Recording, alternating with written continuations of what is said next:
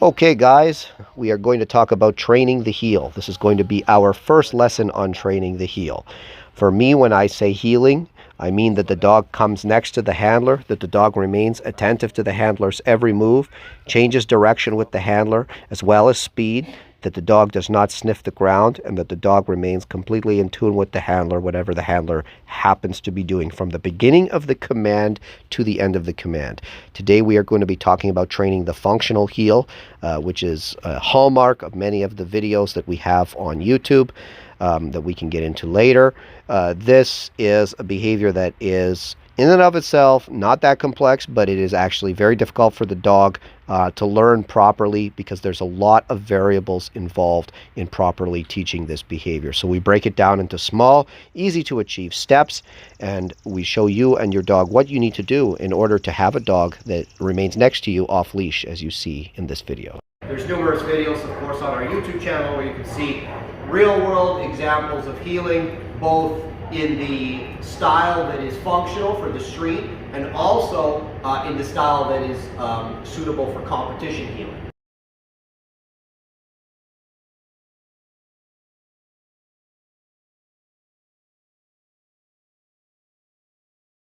There are two types of heeling. Okay, as I just mentioned, there's street heeling. This is what we want our pet dogs, our service dogs, our working dogs doing. And then there's the heeling for the sport competition. And I often see people confuse this. The sport competition heeling, we want an adrenalized dog that's offering a lot of action in the front, completely focused and staring at the handler at all times. I see a lot of pet people say, oh, that's the one I want. And they say that because it looks so fancy and fantastic. The problem is, it's not realistic. If you're gonna have your dog, there's been times where I've had my dog heeling next to me 15, 20 minutes at a time.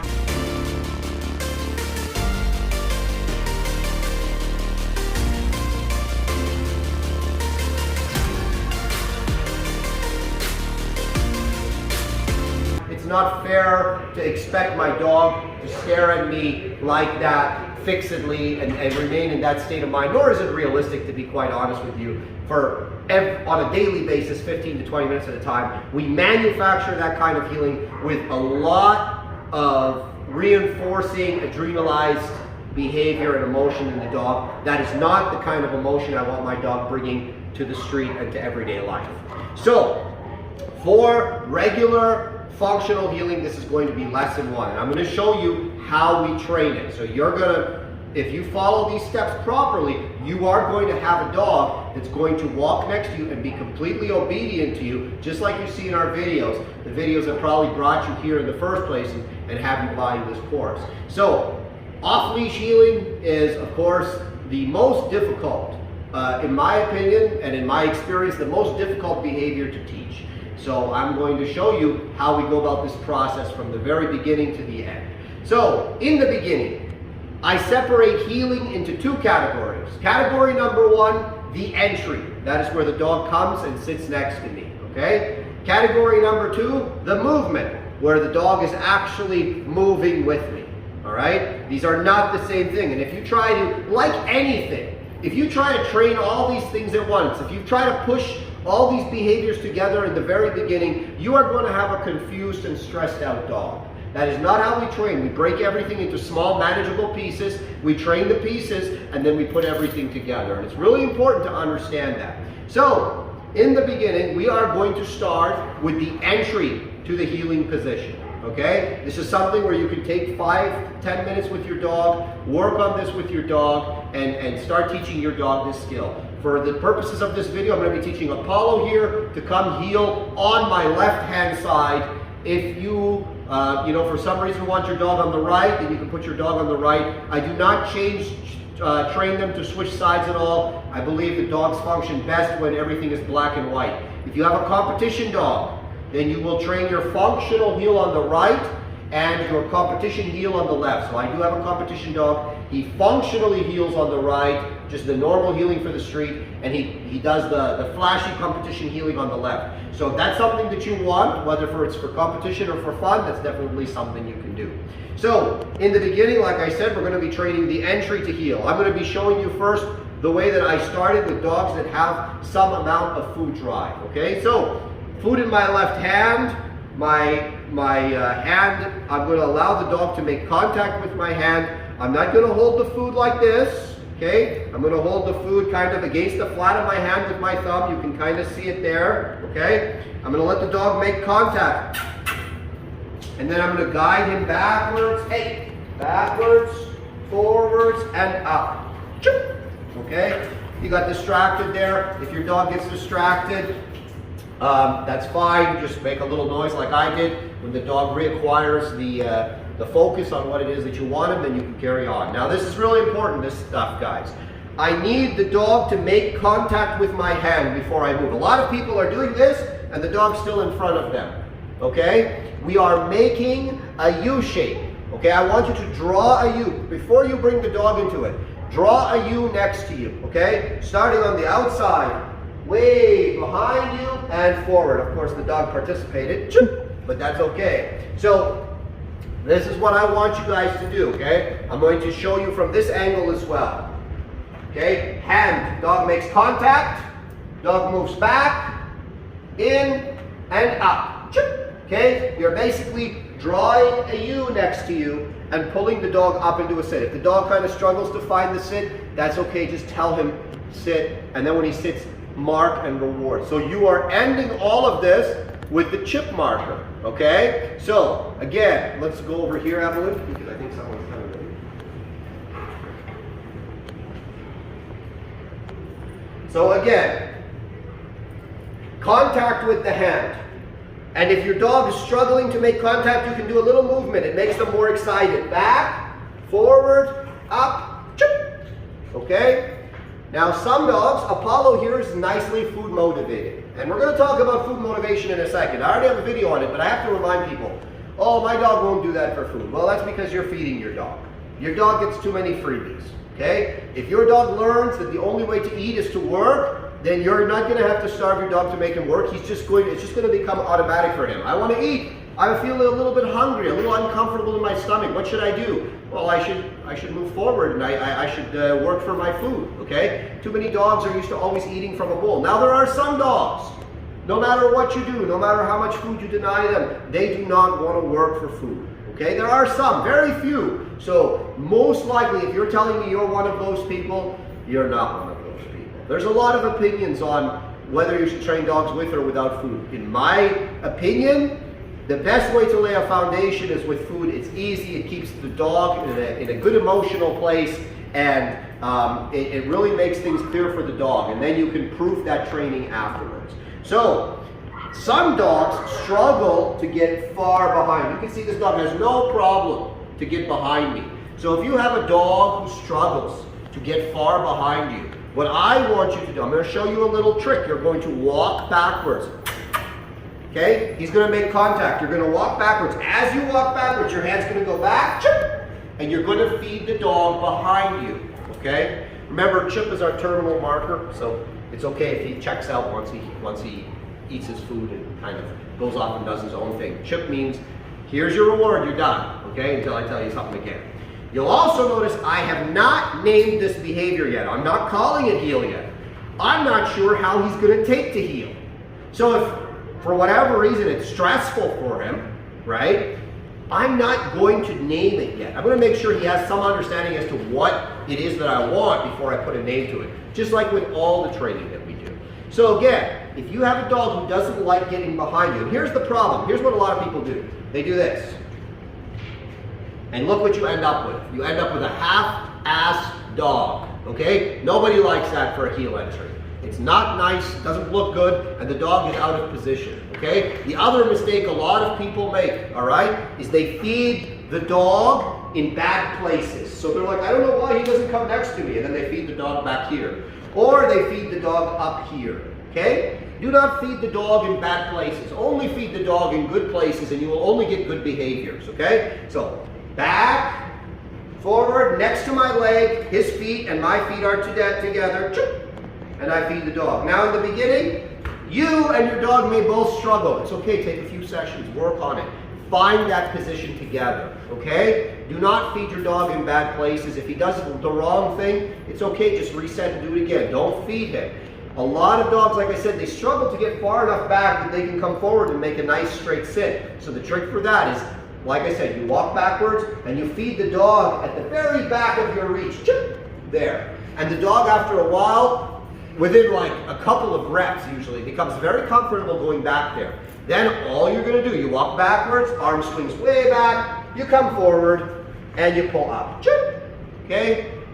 So that walk backwards, so you're literally going to guide the dog backwards and then forwards and up into the position. And that's really going to help both you and the dog achieve that nice straight finish. As you progress, you're going to fade that. Okay, so you're not going to be doing all that walk backwards and walk forwards. Maybe you'll take one step, and then maybe you won't take a step anymore, and then maybe you won't do the hand thing anymore. You always want to fade the help as you train the dog. In the beginning, we use maximum help, leash, food, luring, everything there to help the dog, and then we begin to slowly reduce all these things until you can just stand there and say heel, and the dog comes next to you into the heel like a soldier. Okay, so again, I'm going to show you a little trick. Some dogs, they like to sit out there. So as you walk backwards, pull the dog behind you, step sideways, forwards, and up. And you'll notice there, he didn't quite hit that sit right away. What did I do? I just waited. I didn't open my hand and feed him. His butt hit the ground, I marked, and he got the food, okay? So this is how I would start training this with a food dog. I would spend at least a week working on this and showing the dog how to enter the position. In the beginning, he's going to just be, as you can see, in front of me. Then what I'm going to do is I'm going to start showing him how to get to that position from different places. So what if my back is to him? Well, look at that, right? I'm going to start really making him comfortable coming into the left. What if he's on the right side? Right? Okay? And really showing the dog 360 degrees how to enter the position. All right? All around me, 360 degrees. Okay? And he becomes attached to my left side, like a magnet, okay? This can be done just holding the leash. The only reason I really use the leash in this stage is to prevent the dog from leaving, okay? This is a very easy thing to do with the dog, all right? It's not any pressure on the dog, and it really creates a very strong understanding for the dog how to get to the position, okay? Now, we have some dogs that, like we already talked about, they don't have much food drive. So what do we do for these dogs? Well, we use pressure and play. Okay, so I'm going to show you this. What we're going to do now is I'm going to pretend that this dog has no food drive. I'm just going to use pressure and play to show him how to get to the position.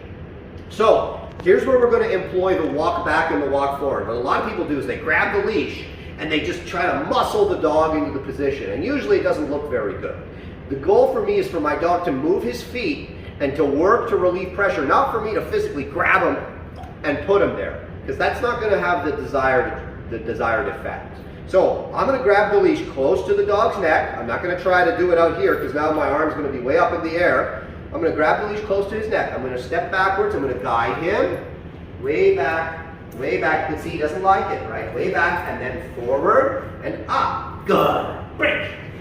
Now because I'm not rewarding him with food, I have to use the break signal. The second he gets to the position, I reward him by giving him the break signal, and we play. Okay? We play like how dogs play, because again, he has no food drive. He might get a little nippy, that's okay, right? Again, the only people that really get too worried about nippy are people that don't know how to make the dog stop, all right? There's nothing wrong with playing a little bit how dogs play. Dogs are nippy, they jump on each other, they do all the things usually that people don't like. But what I'm trying to do is I'm trying to make it rewarding that my dog did the right thing. I can't give him food because he doesn't have any food drive. So I got to give him something, otherwise I'm going to have a very depressed looking dog. So again, leash close to the dog, use your nippy. The leash close to the dog, right? Guiding him back, back, back, back. Around and up. Good. Break. Yeah! Right? And you can see again the dog happily engages in the play. But he did one thing that sometimes they do when you're making pressure on them. He sat a little out, so I'm going to show you a little trick, okay? I'm going to grab the leash close. I'm going to guide the dog back, back, back, okay? I'm going to sidestep, and he's going to sit right here. Yeah! Yes, buddy! Yeah, good boy. Yeah, good job, man. And you'll notice I do a little pinch on the flanks, some high-pitched noises, things that make dogs happy. A little bit of tag, right? Yes. Oh, you're so scary, right? And if he goes too far, right, we're gonna mark. No, that's too far. Don't do that, right? And we're gonna let him know we don't like that. Okay, so you're gonna show the dog. Now in the beginning, you see all the help I'm giving, right? I'm guiding the dog back, behind, forward, and up. Good. Okay? Then, obviously, like I said earlier, I want to start to fade this. So what am I going to do? I'm going to guide the dog back. Maybe I'm going to just take one step forward and up. Good. Right? And he doesn't like this because he's like, hey man, this isn't how I'm used to working for you. And that's because for him, I don't just use pressure. I use a lot of food rewards because he's food motivated. And I like to use motivational stuff in the beginning before I really start to make the dog. But if there's no food drive, you must do things like this, right? But there's a right way and a wrong way. You'll notice I'm not physically dragging his whole body weight, especially with the prong collar. I'm guiding him back, around, and up. Back, around, and up. Back, around, side step, and up. And I'm showing the dog repeatedly, right, back, side step, and up. Good job! Yes, right? I'm showing the dog repeatedly what the desired behavior is. And just like with the food, I'm going to start to fade how much I help him until I might just say heel and give him a little tap back and then a little tap forward and not creating that constant pressure to get the dog into the position. There must always be a break and a play at the successful completion of the exercise. So this is entry to heel, guys. This is the beginning of entry to heel. With the more advanced dog, we are going to show you later how to progress that. Right? Depending on our timeline, when we film it, maybe even with Apollo here, we're going to show you how we progress that. If you have a dog who won't follow the food, because there's always a third type. They'll eat the food, but they won't follow it. Something that you can do with that dog is guide the dog back, around, up, and you can mark. Okay? Sometimes the dog just doesn't want to follow the food. They'll eat it, but they won't follow it. You can use this third way, right? One way is completely with the food. The second way is completely with the pressure, the break and the praise. The third way is pressure, mark, food, and then break, okay? So, once again, back, forward, and you can see, whoo, man, the dog is very he's understanding now. He's a little bit more accepting of the pressure because now I'm putting something he really likes on the back end of it. Some dogs could care less about food. Apollo here really likes food. He really does, and he'll work hard for it, which is nice. So the last piece to the entry to heel is once your dog has done this for a couple of days and is showing that they're quite comfortable, they're not in avoidance, they're not scared, they're not worried about it, they're showing that they're very comfortable with the exercise, is you are going to start to name the behavior. So that's what I'm going to start to use. So I'll use the food dog example. Heel, contact, back, forward, up, okay, break. And as always, when you're naming a behavior, say it before you do it. Heel, back, forward, up, he's a little crooked there, but it's okay. We'll fix it afterwards, okay? Pressure dog, same thing. Heel.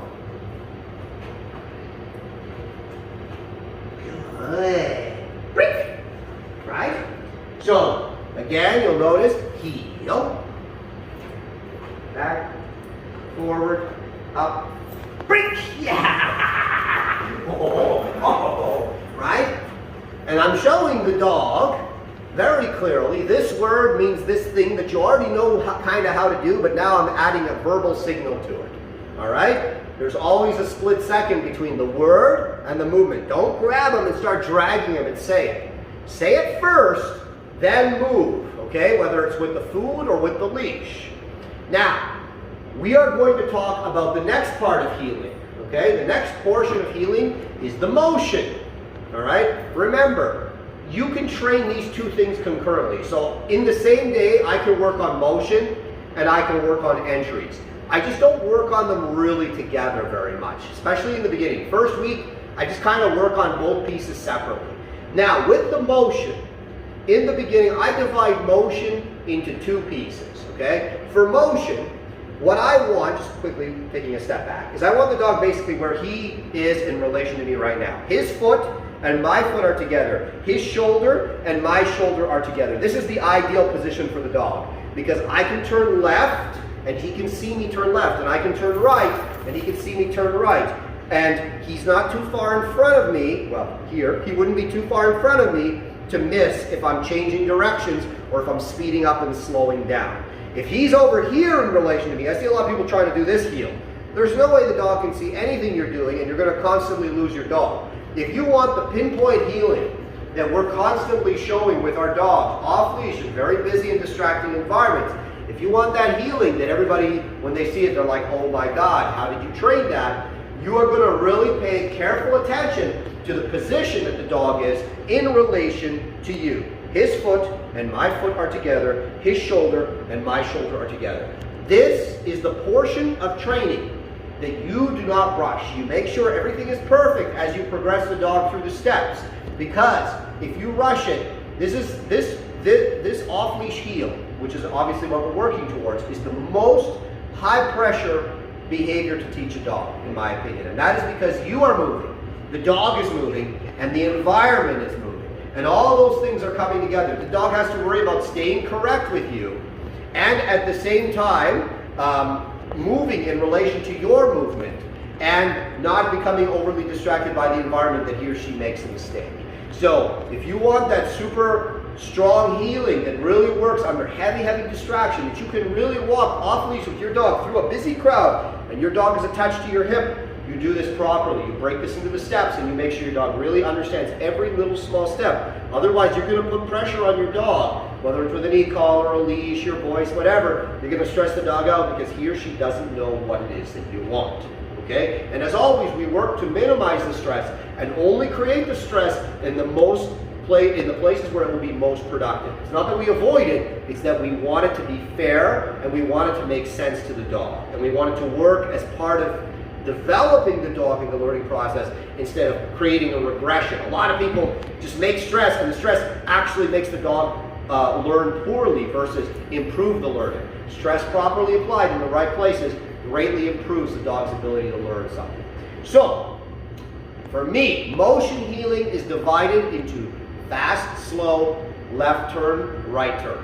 In the very beginning, session 1, I work on the dog primarily in the slow speed, and I'm going to demonstrate that. That's me just getting the dog comfortable. I am going to walk the dog on a tighter leash. You're going to see me hold the leash like this, 2 hands. I'm not going to do this, okay? I'm going to have 2 hands on the leash, and between me and the dog, it's going to be a nice, thin leash between me and the dog, and I'm going to hold the leash in a good grip. I'm not going to do any of this nonsense, okay? Nice overhand grip on the leash, okay? Now, as I walk with the dog, I am going, if he gets in front of me, I'm going to pop him back. If he gets behind me, I'm going to guide him forward. If he's out to the side too much, I'm going to guide him into the right.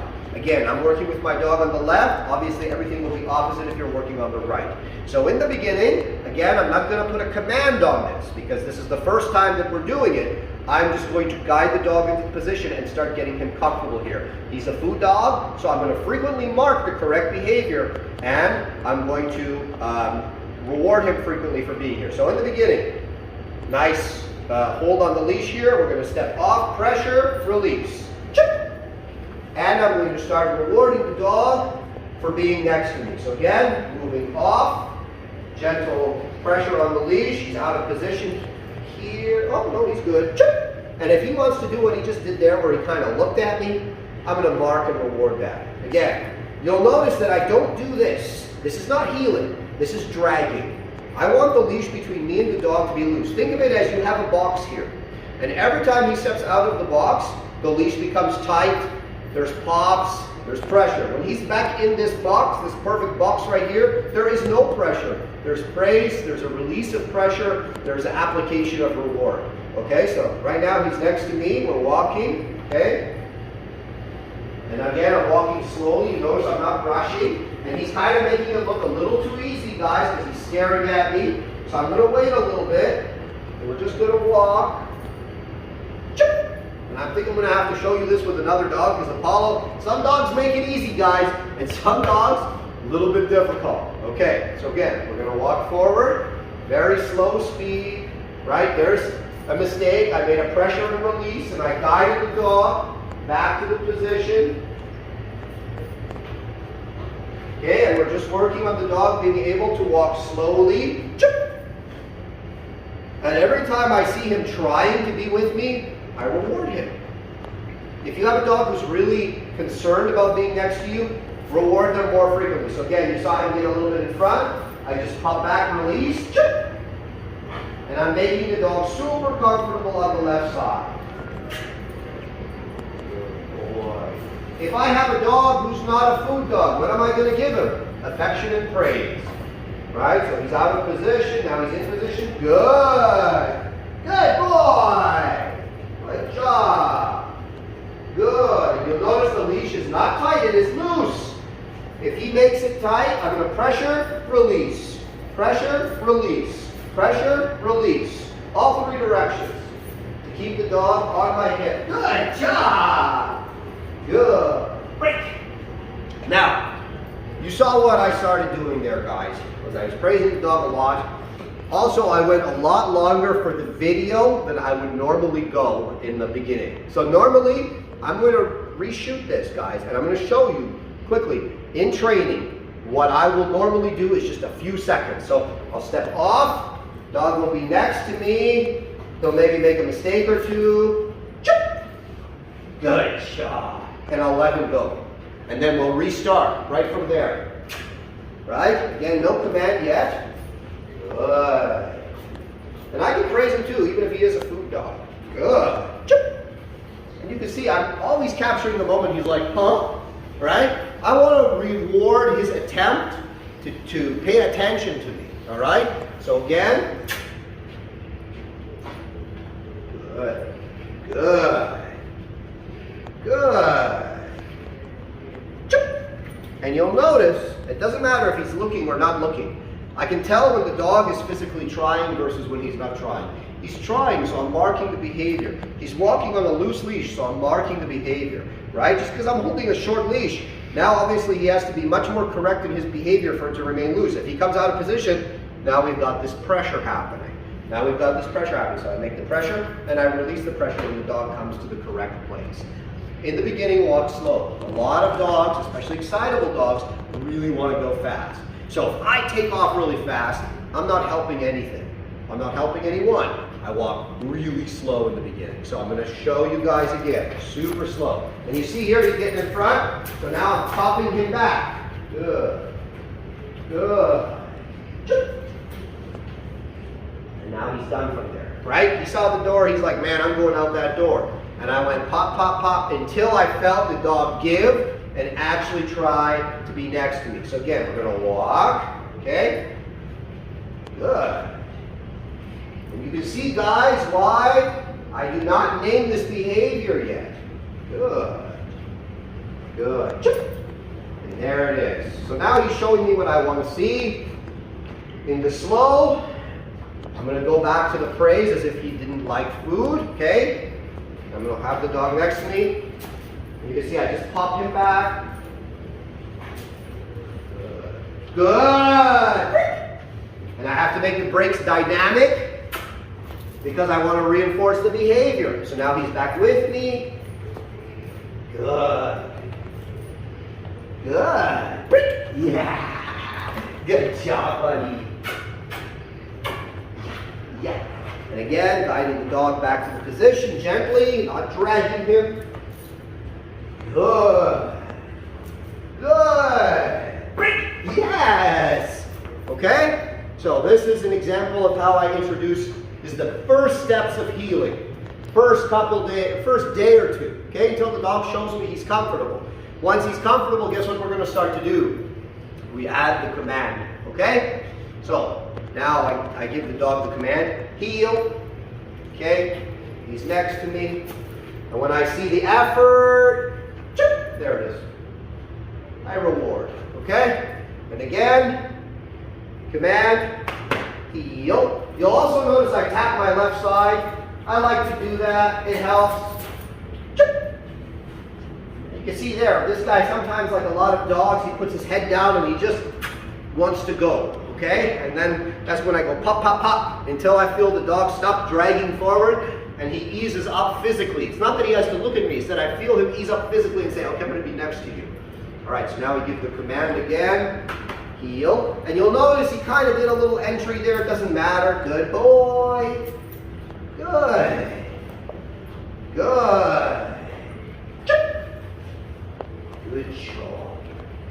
The one thing he does that a lot of dogs do is he kind of, in expectation of the food, he actually gives me a little space, a little too much space. So you'll notice that I sometimes fade to the right as I reward him, and that sucks him in. Your reward placement is important. That's why I don't put the food on my right-hand side. The food 99% of the time is on my left, because that's where I want the dog to be. I don't want him thinking, always move over to the right. I want him more on the left, okay? So, what a lot of people you see doing, what we do a lot in sport training is this, okay? The dog follows the food. I don't like this. Not for functional healing. I find it completely unnecessary. You'll see countless videos on YouTube telling you to do this for your heel. How's that working out for you? Obviously not very well, right? It's nonsense. It doesn't really ever teach you your dog to heel properly. You have to use a little bit of pressure in the training if you want a reliable behavior, okay? So again, always starting on the slow. Don't start fast. Whenever your dog's moving fast, also their brain is more, they're in a higher state of excitement and arousal. When I slow them down, especially since most dogs really naturally like to move fast, especially if they're young and excited and, you know, very distracted, it's not going to facilitate learning. I always move slow, heel. Good. Good. Good. And there you go. And I'm already creating that. He kind of went, pop, pop, pop. Oh, what do you want? Reward. Good job, buddy. Okay? So, this is the beginning. This is the first few days of heel. Just a few seconds. All right? Heel. Good. Good. Look at that effort. Good job. Break. And I'm just walking. I'm not doing any crazy turns, nothing like that. Just walking slow. The next phase, after we've done this for, I'd say, you will know when it's time to move forward because your dog's going to be comfortable. Okay? If you're still hauling and your dog's trying to drag you and stuff, usually what you need to do is actually up your pressure with the leash. Not in the pulling and releasing sense, but more in the pop sense, okay? Just a little quick pop, pop, pop. My pops are very fast, okay? Pop, pop, pop. A lot of people do this. They just drag the dog into position, and then they wonder why it doesn't work. Pop, release. That's the way to do it. So once you've done this for a few days and your dog is comfortable, I'm going to see if I can push Apollo for one more step in this video. And don't worry guys, I feel like on this subject we're going to do many, many videos. So depending on when you join our training, you may see a lot, you may see less, but there's going to be constantly videos on the off-leash heel because it's one of those subjects that's really bottomless. There are many ways to do it, and there are many things to consider when you're doing it, and there's a lot of variables depending on the kind of dog that you have when you're training the dog.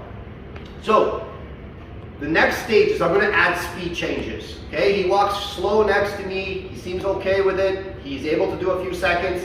Next stage is to add speed changes, and I'll explain to you shortly what speed changes do. Okay, so I'm going to first demonstrate. All right, heel, good boy. So we're walking our slow, and really think to yourself, slow, slow, slow, and we're going to speed up. And we reward. And you see, a lot of dogs naturally, when you speed up, they're going to speed up too, okay? And that's the easy part, and that's good. We don't want a dog that lags. So when we speed up, I want to see that natural behavior. If he didn't speed up with me, I wouldn't pop him. I just give a little pressure forward and release the second he got next to me with a lot of praise, okay? So again, heel, slow, and we speed up, and we slow. And you can see there, he caught my speed up, and he caught my slow down, which is really important. So again, demonstration again, heel, so slow, fast, slow, and look at that, okay? Now the reason why I do the fast slows, and this is what a lot of people miss in heeling, because a lot of people struggle with dogs that are either too far behind or too far forward. If your dog is so behind you, the problem is you can't see him. And if he's too far in front of you, he can't see you. When his foot and your foot are together, and his shoulder and your shoulder are together, you guys are in the perfect position to work with one another.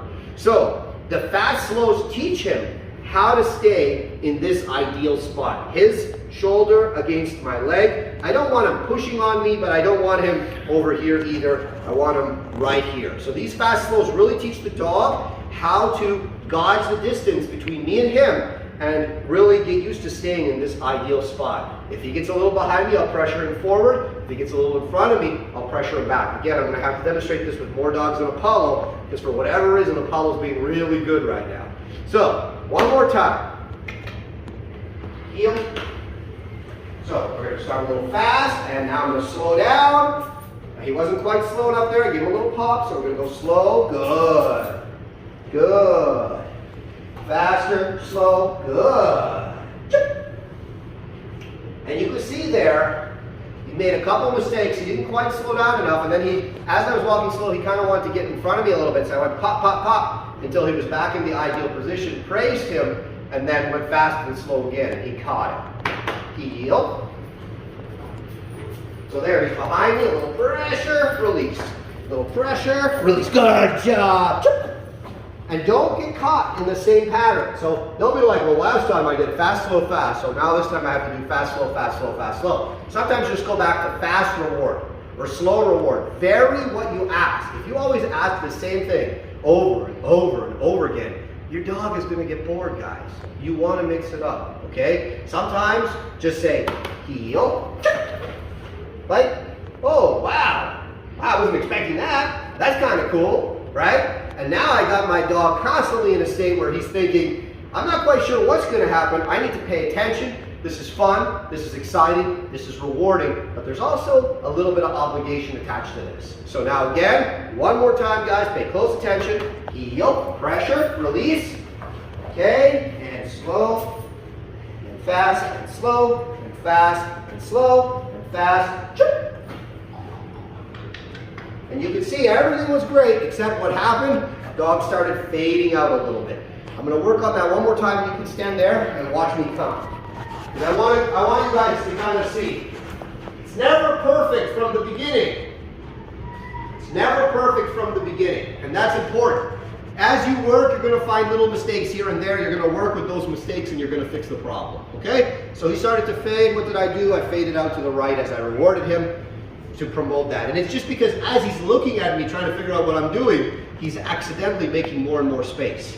So here's what I'm going to do now. I'm going to start, heel, good, good, super slow, faster, slow, fast, slow, there you go. And you can see there, as we would move, I would step away from him sometimes, and it would draw him in, right? It's just a couple steps. Fast, slow, fast, slow. All right, guys, this is the last one for the camera. Just so you guys can really understand what it is I'm doing. Okay, go back a little more. They can see it's okay from a bit of a distance. He's a little distracted by it. Heel. Good. Good. Right? And you can see there, the dog really was with me that time. Good job, buddy. Good job, buddy. Okay? So, this is what entries to heel and motion healing looks like for me in the first week, okay? Spend a few days in each stage, really making sure that the dog comprehends each part. Entry to heel, guys, really important. First, make sure the dog knows how to get there, then add the command. Motion healing, it's a little more pressure on the dog. Short reps, okay? Showing the dog first the slow, getting them really comfortable over a couple of days with the slow, then adding the fast slow. Again, very short reps. I am not doing 5-minute healing sessions where the dog has to stay next to me for 5 minutes in the beginning. Super short, super effective, super clear for the dog, lots of rewards, lots of praise, pressure applied properly in a way that facilitates learning, not creates unnecessary stress that doesn't help anything. So this is stage 1 of healing, guys. This is how you get to that off-leash heel. First, you make it really good on the leash, okay? So I hope this helped you, and we'll see you again for the next stage of heel training.